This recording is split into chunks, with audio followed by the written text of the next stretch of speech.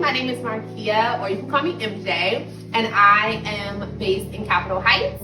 Currently, I'm an account executive in the travel industry, and for fun, I love to travel and try new food.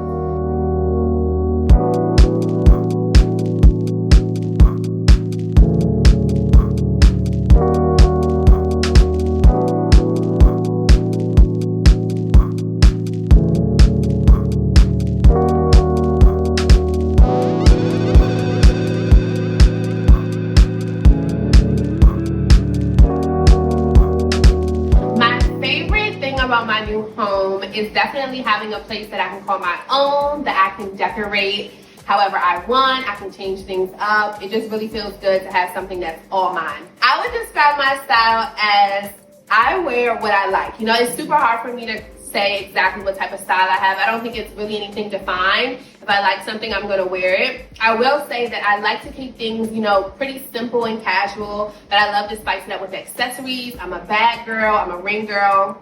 And I think that definitely plays in my house. You'll see that it's, you know, pretty simple in the most part, but I love accessories. I've accessorized my little console here. My bar cart is super accessorized.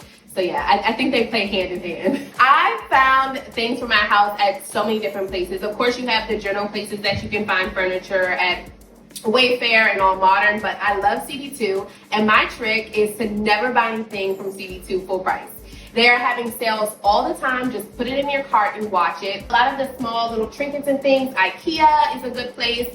You know, I don't really like to get, you know, bigger furniture pieces from there, but small little accessories are super good as well. Just search. If you're looking for something, go and Google. You may even find a new website like you never even heard of before. My top 3 pieces in my house are, number 1, definitely my blue velvet couch.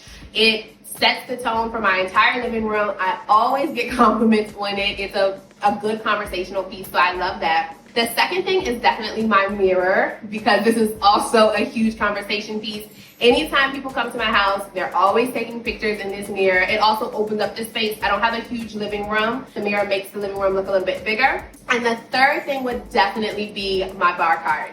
Again, I loved how I've decorated it. It's overflowing with liquor. I love wine. I love tequilas. My home buying process, I would say it was an emotional roller coaster. It was a lot of ups and downs. I fell in love with houses that I wasn't able to get. You know, there's a lot of processes that go on behind the scenes. To be honest, my team, my realtor and my lender were so amazing.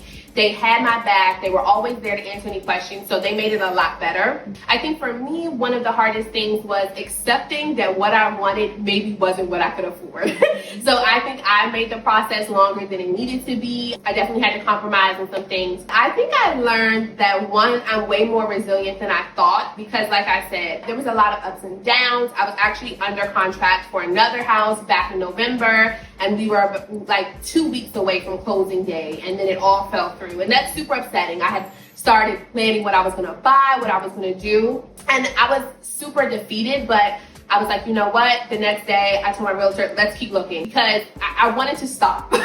Because it can be super frustrating. You got that far. So I definitely learned that I'm resilient and also patient. I waited until I found a home that maybe wasn't perfect, but was close enough to what I wanted for my first home. Being inside my home makes me feel so happy and super relaxed. Like, it's my comfort zone, it's my peace. If I'm having a bad, well, I mean, we're working from home now.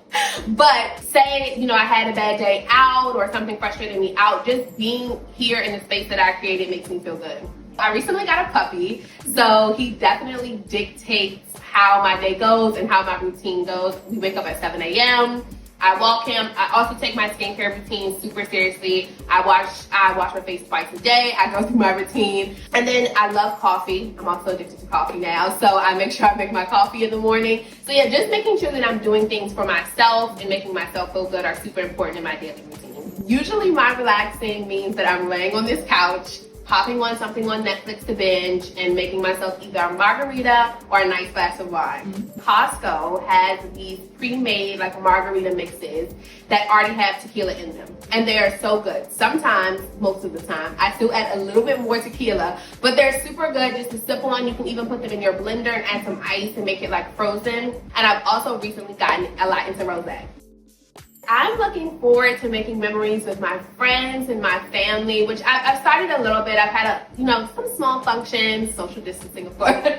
I'm just excited to make memories, to think back with our friends and like, remember when such and such happened at MJ's house and we all start laughing? Like, I love memories like that. So anything that can make me laugh and make me happy. I definitely love to travel. And my top 2 favorite places I've been, the first one being Amsterdam. I go there quite often for work and I just love it. It's a really cool city. I highly recommend it for everyone, even if you just go for like 2 days. It's really all you need. And the second one being Tulum, where I went last fall and it was just so beautiful, so peaceful. The food was amazing. I like to base all of my trips off of the food, honestly. As soon as I'm able to travel again, I'll probably go back to Tulum, but I'm also looking forward to going on a Southeast Asia adventure. To design my space, I went through a couple of different avenues. I didn't have a Pinterest board at the beginning. Around halfway through, I was like, maybe I should kind of come up with a mood board for what I want. My sister Bria was super helpful. So basically, she is an up-and-coming interior designer. She's going to school for it.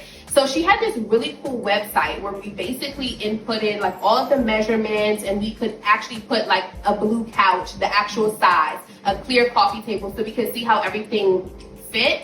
And it was super helpful. And I'll give you an example. Behind me, I have this dining table from CB2, and they also have a rectangle version. So the rectangle version would have fit. It was the size to fit. But when we put it on the app, we saw it's a little bit tight. It may not, when the chairs come out, maybe it'll come out too far. Maybe it's too big for the space. And we wouldn't have realized that without the website. So, that website saved us, because I would have gotten the table, would have came, and I probably would have had to return it. Just like I said about my personal style, I just go with what I like. I really liked this rug. It goes with my space. I got it. So I really just do what I feel. Again, I don't think my house has like a certain style. I don't know if there's a name for it. Maybe there is, but I just go with what I like and put it together. So I definitely learned that when you move in, everything will not be done. Like I was telling you earlier, I closed on April 30th. If you would have asked me, I would have thought by May 30th, my house would be done.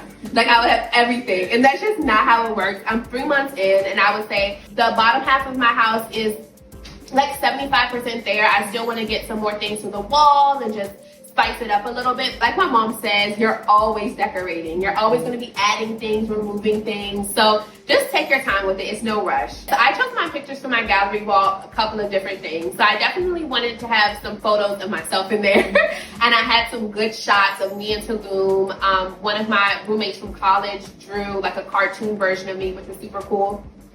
The big picture in the middle, which I love, and I get so many questions about, it's not me. I just found it on Tumblr. And I kind of based everything around that. I also have a really cool picture of my sister on there because she lives with me, so she gets to go on the wall. I just thought about pictures that make me happy. There's some palm trees up there to remind me maybe one day I'll be able to travel again. So yeah, just things that make me happy are on there. My biggest piece of advice is to take your time with it, don't rush, and also be realistic. Like I said, I think I made things harder for myself because what I wanted wasn't necessarily what I could afford. So be realistic with yourself, but don't necessarily compromise for something that's something you totally don't want. And once you do find your space, make it your own. Do what you want. If you want that couch, get that couch.